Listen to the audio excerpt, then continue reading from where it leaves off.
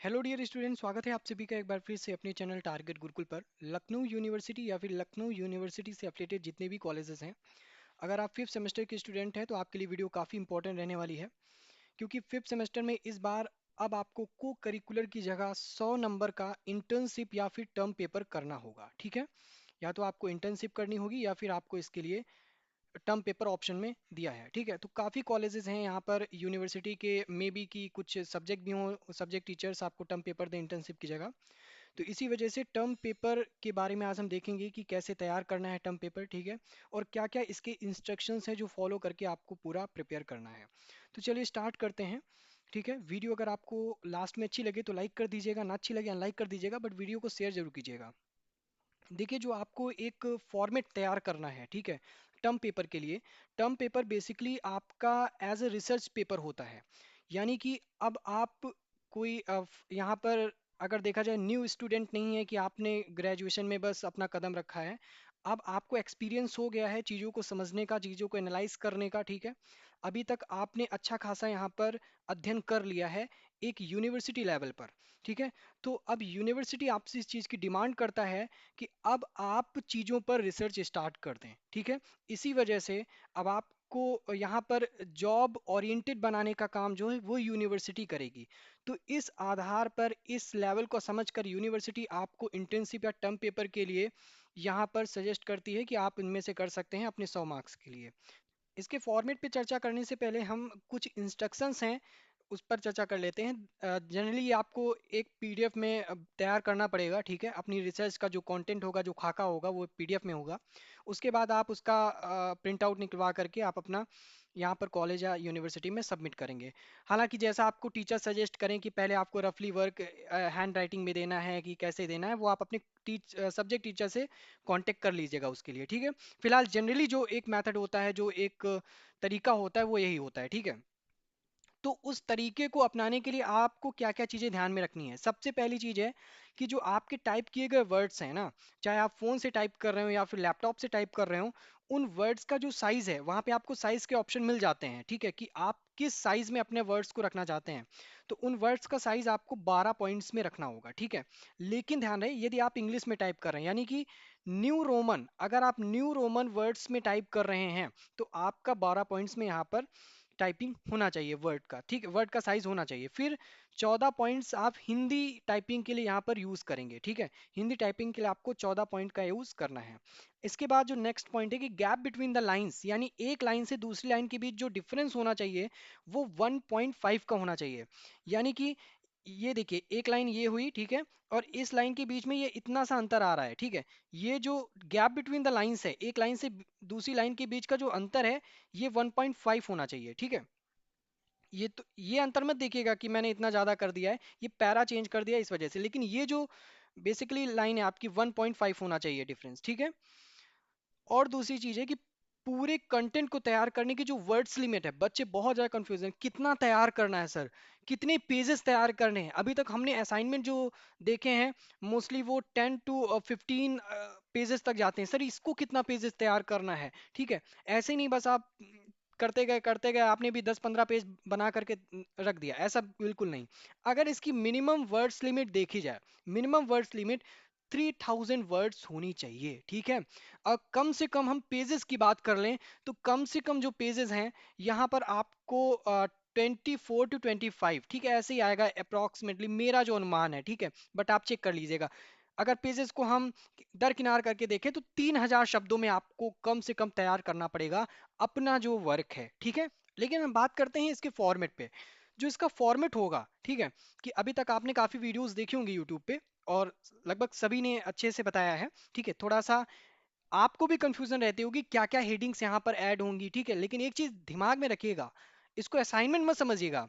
ठीक है, असाइनमेंट तो वो चीज है जो आप अपने रिसर्च के दौरान यहाँ पर लिखने जा रहे हैं। ठीक है, लेकिन रिसर्च करनी पड़ेगी उस टॉपिक से रिलेटेड, ये टर्म पेपर की डिमांड होती है। टर्म पेपर को इसीलिए आप लोग ने इसको रिसर्च पेपर कहा ही जाता है। ठीक है, तो ये चीज ध्यान रखनी है इसी वजह से, क्योंकि अब आपका वो लेवल नहीं रहा। यूनिवर्सिटी आपसे डिमांड कर रही है कि आपका वो लेवल नहीं रहा है कि आप बस असाइनमेंट को तैयार कर लें। असाइनमेंट तो आपको हर सब्जेक्ट का देना पड़ेगा, लेकिन अब अभी तक आपने जितना पढ़ा है, अब आप इस काबिल बन चुके हैं, एक जॉब ओरिएंटेड पर्सन बन चुके हैं, ठीक है, ताकि आप अपनी रिसर्च खुद तैयार कर सकें। तो रिसर्च पेपर आपसे डिमांड यूनिवर्सिटी करता है। इसके लिए सबसे पहले आपका यहाँ पर एक टाइटल पेज होगा। टाइटल पेज में क्या होगा कि जो कुछ भी आप अपने पूरे यहाँ पर लिखने जा रहे हैं उसकी एक जो इंडेक्स रूप में होता है ना, कि कहते हैं एक इंडेक्स तैयार करो, तो टाइटल पेज में वो सारी चीजें लिखनी है कि किस पेज पर क्या लिखा है। ठीक है, ये पूरा एक टाइटल पेज होगा जो टीचर को ओवरव्यू दे दे कि जो मैं आगे यहाँ पर रिसर्च पेपर ओपन करने जा रहा हूँ, ठीक है, तो उसमें क्या क्या कंटेंट होगा। ठीक है, किस मतलब उसको ज्यादा इधर उधर भागना ना पड़े, एक प्रकार से इंडेक्स के रूप में आप समझ सकते हैं टाइटल पेज। अब बात करते हैं एब्स्ट्रैक्ट की।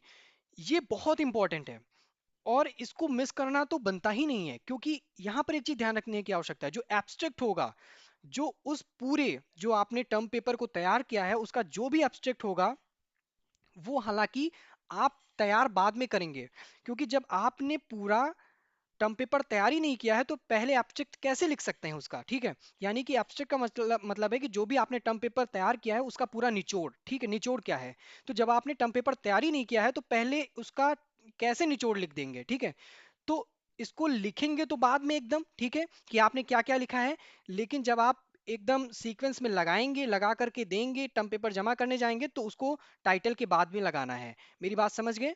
ठीक है, उसको आप अपने पूरे वर्क को कंप्लीट करने के बाद ही एब्स्ट्रैक्ट को लिखेंगे। ठीक है, और एब्स्ट्रैक्ट को लिखने के लिए मिनिमम आपको 150 वर्ड्स का यूज करना है। ठीक है, एक प्रकार से पूरा सारांश आपको प्रस्तुत करना है कि आप क्या ओवरव्यू देने जा रहे हैं उस प्रेजेंटेशन के बारे में जो आपने टर्म पेपर में इंक्लूड किया है। पूरा टर्म पेपर जो रिसर्च किया है आपने, उसका क्या कंक्लूजन तो नहीं कह सकते, वो तो लास्ट में आएगा, क्या एक निचोड़ है। ठीक है, क्या प्रस्तुत करने जा रहे हैं, एक ओवरव्यू हो जाए टीचर को। फिर इसके बाद आते हैं यहाँ पर इंट्रोडक्शन के बारे में, कि जो भी टॉपिक आपको गिवन है, ठीक है, उस टॉपिक का इंट्रोडक्शन क्या है। ठीक है, और ध्यान रखिएगा कि जब भी आप इंट्रोडक्शन लिखते हैं तो उस इंट्रोडक्शन में आपकी कुछ डिफिनेशंस वगैरह भी इंक्लूड की जाती हैं। तो जब डिफिनेशन इंक्लूड की जाएंगी और वो डिफिनेशन आपने जहां से ड्रॉ करी होगी ना, जहां से भी ली होगी, हो सकता है किसी वेबसाइट से ली हो सकता है किसी बुक से ली हो, तो उस डिफिनेशन के ब्रैकेट में आपको रेफरेंस दे देना है कि ये यहां से ली गई है। ठीक है, हालांकि इसका एक डिटेल अगर आप चाहें तो कर सकते हैं, ये काफी यहाँ पर इंप्रेसिव रहेगा, लेकिन इसके लिए रेफरेंसेस की एक लास्ट लिस्ट भी बनती है और चाहे तो स्किप कर सकते हैं, बट यहाँ पर अगर दे देंगे आप रेफरेंस उसी जगह पर तो ज्यादा सही रहेगा। ठीक है, फिर है प्रेजेंट स्टडी की बात करते हैं। प्रेजेंट स्टडी का मतलब है आपसे डिमांड कर रहे हैं कि क्या इंपॉर्टेंस है, जिस टॉपिक पर आप अपनी रिसर्च करने जा रहे हैं उसका क्या इंपॉर्टेंस है, क्या सोच कर आप रिसर्च कर रहे हैं उस पर। ठीक है, एक प्रकार से उसके क्या ऑब्जेक्टिव हो सकते हैं, इस पर आपको चर्चा यहाँ पर करनी है। इसके बाद अगला पॉइंट है आपका लिटरेचर रिव्यू का। ये बहुत ही इंपॉर्टेंट पॉइंट है।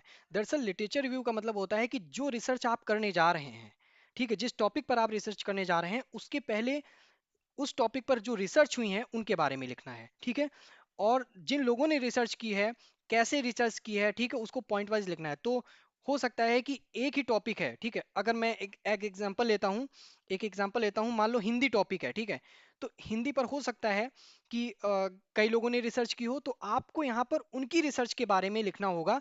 और अगर मेरे हिसाब से देखा जाए तो 6 से 7 रिसर्च आपको यहाँ पर लिखनी पड़ेंगी। 10-15 बहुत हो जाएंगी। ठीक है, अगर आपके पास समय है तो लिख सकते हैं, लेकिन आपको वर्ड्स लिमिट का भी ध्यान रखना है, इस वजह से 10-15 काफ़ी हो जाएंगी। तो आप 6 से 7 यहाँ पर रिसर्च उसी टॉपिक पर जिस पर आप कर रहे हैं उस पर लिखना पड़ेगा। ठीक है, एक लिटरेचर रिव्यू मिलेगा। फिर इसके बाद आएगा रिसर्च क्वेश्चन। रिसर्च क्वेश्चन का मतलब है कि जब आप लिटरेचर रिव्यू लेंगे ना, एक लिटरेचर रिव्यू से काफ़ी रिलेट करता है कि जिस टॉपिक पर हम अपना यहाँ पर रिसर्च तैयार करने जा रहे हैं, ठीक है, उसके बीच का जो गैप है क्या निकल कर आ रहा है। हो सकता है कि लिटरेचर रिव्यू में जिस टॉपिक पर रिसर्च की गई है उसमें से कुछ एरिया बाकी, कुछ पोर्शन बाकी रह गया हो जिस पर चर्चा ना की गई हो। ठीक है, तो उसको कंप्लीट करने के लिए रिसर्च क्वेश्चंस बिल्ड होते हैं। ठीक है, एक एग्जांपल लेता हूं, ठीक है, कि सर क्लास में आपको कोई भी टॉपिक पढ़ा रहे हैं, ठीक है, आप उस टॉपिक को समझ रहे हैं, लेकिन अगर बच्चा क्यूरियस है इस चीज के लिए, जानना चाहता है कि सर ये ऐसा नहीं है, ऐसा क्यों हो सकता है, ठीक है।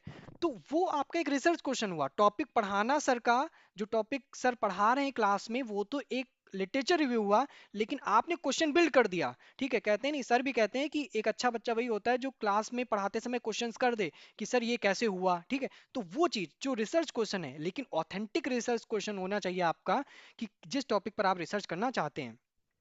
इसके बाद इंपॉर्टेंट आता है थ्योरेटिकल फ्रेमवर्क। थ्योरेटिकल फ्रेमवर्क कह लें या मेथोडोलॉजी कह लें, कि जो आप पूरा रिसर्च तैयार कर रहे हैं। ठीक है, लेकिन ध्यान रखिएगा, ये जो लिटरेचर रिव्यू है, ये आपकी रिसर्च का बहुत बड़ा हिस्सा है। हालांकि ये दूसरों की रिसर्च पर आधारित एक आपका यहाँ पर वर्क है, लेकिन ये आपकी रिसर्च का बहुत बड़ा हिस्सा है कि आपने रिसर्च किया उस टॉपिक से, उस टॉपिक को लेकर के, कि कितने लोगों ने उस टॉपिक पर अपने रिसर्च किए हैं। तो इस वजह से इसे समझना जरूरी है। थ्योरेटिकल फ्रेमवर्क तैयार करना मतलब जो भी आपने अभी तक सोच रहे हैं या लिख रहे हैं या उस टॉपिक को कंक्लूड कर रहे हैं, उस पर आपने कितने मेथोडोलॉजी अप्लाई की हैं। ठीक है, ये समझना। इसके लिए क्या क्या हो सकता है थ्योरेटिकल फ्रेमवर्क में? सबसे पहले हो सकता है कि आपने जो टर्म पेपर या फिर जो आपने रिसर्च पेपर तैयार किया है, वो क्वालिटेटिव है या क्वांटिटेटिव है। ठीक है, ये आपको डिस्क्राइब करना पड़ेगा वहां पे।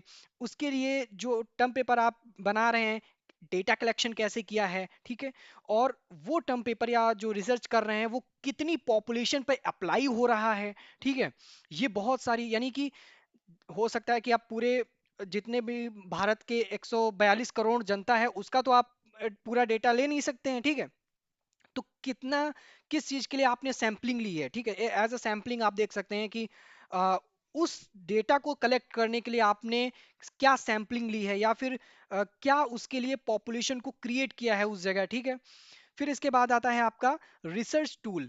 क्या क्या टूल्स हैं जो आपने उस रिसर्च के लिए यूज किए हैं। ठीक है, टूल्स का मतलब वो रेफरेंसेस नहीं, रेफरेंसेस तो अलग बात होगी, टूल्स अलग होता है। ठीक है, क्या क्या टूल्स हैं, मतलब आप ऐसा समझ लो, उस रिसर्च को यूज करने के लिए आपने किन उपकरण का प्रयोग किया है, बेसिकली आप ये समझ लो। इसके बाद थ्योरेटिकल फ्रेमवर्क में लास्ट जो आपका टॉपिक आएगा, वो आएगा प्राइमरी एंड सेकेंडरी सोर्सेज। ठीक है, उस टर्म पेपर को तैयार करने के लिए आपने कौन कौन से यहाँ पर जो प्राइमरी और सेकेंडरी सोर्सेज हैं वो ऐड किए हैं। प्राइमरी सोर्सेज हो सकता है कि आपने इंटरव्यू किया हो। ठीक है, आप ऑन ग्राउंड जाकर के लोगों से आपने डिस्कस किया हो, ये आपके प्राइमरी सोर्सेज होते हैं। ठीक है, सेकेंडरी सोर्सेज में आपके आते हैं बुक्स होती हैं। ठीक है, और कोई भी वेबसाइट वगैरह, ये सारी चीज़ें सेकेंडरी में आती हैं। ठीक है, तो ये चीज़ें आपको यहाँ पर ध्यान में रखनी है। अब अगला टॉपिक है कि एनालिसिस। अभी तक आपको जो टॉपिक दिया गया था, उस पर आपने लिटरेचर रिव्यू तैयार कर लिया अपनी रिसर्च के दौरान ही। ठीक है, यानी कि जो लोगों की रिसर्च है उनके बारे में लिखा। फिर उन लोगों की रिसर्च पर कुछ यहाँ पर रिसर्च क्वेश्चंस क्रिएट हुए आपके दिमाग में। ठीक है, माइंड में क्रिएट हुए, तो आप उन रिसर्च क्वेश्चंस पर को कैसे सॉर्ट आउट कर रहे हैं। ठीक है, उस प्रॉब्लम को कैसे सॉर्ट आउट कर रहे हैं, उसका क्या आंसर निकाल रहे हैं, उसका क्या रिजल्ट निकाल रहे हैं, वो आपको यहाँ पर एक्सप्लेन करना पड़ेगा। एनालिसिस में एक प्रकार से समझें कि क्या फाइंडिंग्स निकल कर आ रही हैं उस जगह पर। ठीक है, क्या रिजल्ट निकल कर आ रहा है जो रिसर्च क्वेश्चंस में बिल्ड किए गए थे। मेरी बात समझ में आई? फिर उसके बाद आपको यहाँ पर कंक्लूजन को ऐड करना पड़ेगा कि जितना भी आपने रिसर्च तैयार किया है, उसका क्या कंक्लूजन निकल कर आ रहा है। ठीक है, कंक्लूजन में आप ये भी ऐड कर सकते हैं कि इस रिसर्च क्वेश्चन पे आगे आने वाले भविष्य के लिए क्या चीजें सही हो सकती हैं। ठीक है, कितने चेंजेस हो सकते हैं। ठीक है, कंक्लूजन क्या निकल कर आ रहा है जितना भी आपने अपना रिसर्च यहाँ पर तैयार किया है। इसको मैं बार बार रिसर्च पेपर बोल रहा हूं, लेकिन आप लोगों के लिए टर्म पेपर ही है। होता रिसर्च पेपर की तरह है, रिसर्च ही करनी पड़ती है एक प्रकार से, लेकिन आप इसे टर्म पेपर ही समझें। ठीक है, क्योंकि आपके लेवल में टर्म पेपर ही है। ठीक है, फिर आपको कंक्लूजन, कंक्लूजन तो सब जानते हैं कि जितना मैंने अभी तक किया है उसका क्या कंक्लूजन निकल कर आया है। इसके बाद लास्ट है आपका रेफरेंसेस। ठीक है, कि आपने जितना भी अपना ये पूरा एक प्रकार से फ्रेमवर्क तैयार कर लिया है, जो टर्म पेपर तैयार कर लिया है। ठीक है, इसे वैसे देखा जाए तो आपके लेवल के लिए टर्म पेपर ही है। ठीक है, रिसर्च पेपर इसे हम लोग आपके उसमें नहीं बोलेंगे, हालांकि रिसर्च की आप लोगों ने, लेकिन आपके लिए टर्म पेपर ही है। ठीक है, तो उस पॉइंट ऑफ व्यू से जो आपने टर्म पेपर तैयार किया है, उसके क्या क्या रेफरेंसेस हैं। ठीक है, क्या क्या सोर्सेज आपने यहाँ पर इस किन किन सोर्सेज से ये आपने पूरा तैयार किया है, वो उसकी एक पूरी लिस्ट आपको तैयार करनी पड़ेगी। ठीक है, और सबसे लास्ट में वो लगेगा। लेकिन बच्चों, मैं यहाँ पर एक चीज और आपको फिर से रिमाइंड कराना चाहता हूँ, जो एब्स्ट्रैक्ट आप तैयार करेंगे, ठीक है। इस एब्स्ट्रैक्ट को आप सबसे लास्ट में लिखेंगे जब पूरा आप यहाँ पर तैयार कर लेंगे अपना टर्म पेपर। उसका रीजन है, फिर चीज रिमाइंड करा रहा हूँ कि एब्स्ट्रैक्ट तो वही है ना कि निचोड़ हुआ पूरे उसका, ठीक है, कि क्या निचोड़ निकल रहा है और किन लोगों को आप इस चीज के लिए धन्यवाद देना चाह रहे हैं। एब्स्ट्रैक्ट में एक चीज और ऐड करनी है आपको, कीवर्ड्स। कीवर्ड्स एक हेडिंग डाल करके आप यहाँ पर यूज कर सकते हैं, यानी कि आपके पूरे टर्म पेपर में कीवर्ड्स क्या रहे हैं, कौन कौन से यहाँ पर कीवर्ड्स रहे हैं जिनका प्रयोग करके आपने पूरा टर्म पेपर यहाँ पर तैयार किया है, ठीक है। तो एब्स्ट्रैक्ट एक प्रकार से निचोड़ कह सकते हैं, ठीक है। तो ये सारी चीजें होती हैं, किन लोगों को आप यहाँ पर धन्यवाद देना चाहते हैं, क्या होती है वो सारी चीज यहाँ पर अगर देखा जाए तो ऐड होती हैं। तो लास्ट में ये ऐड होंगी, इसके पहले आप यहाँ पर ऐड नहीं कर सकते हैं, ठीक है। लेकिन आप जब पूरा सबमिट करने जा रहे होंगे तब इसको टाइटल के बाद ही लगाएंगे, ठीक है, क्योंकि वो टीचर जो एग्जामिनर होगा उसके लिए वो एक निचोड़ का काम करेगा, ठीक है। तो ये पूरा रहा आपका टर्म पेपर का। आई होप कि अच्छे से समझ में आया होगा। कोई भी डाउट है किसी भी प्रकार का तो प्लीज कमेंट करके जरूर बताइएगा। वीडियो अच्छी लगी हो लाइक कर दीजिएगा, नहीं अच्छी लगी है तो कोई बात नहीं, आप लोग अनलाइक कर सकते हैं, बट वीडियो को शेयर करना ना भूलें, ठीक है। और ये जो मैंने बताया है आपको, ये पूरा क्रिस्टल क्लियर होना चाहिए कि कैसे, कितने लिमिट, क्या लिमिट होगी, क्या साइज होगा, ये सारी चीजें बहुत इंपॉर्टेंट है। ये आपको जनरली ऐसे इधर उधर मिलेंगे नहीं, ठीक है। तो हमारे साथ जुड़ने के लिए फिलहाल आप सभी का बहुत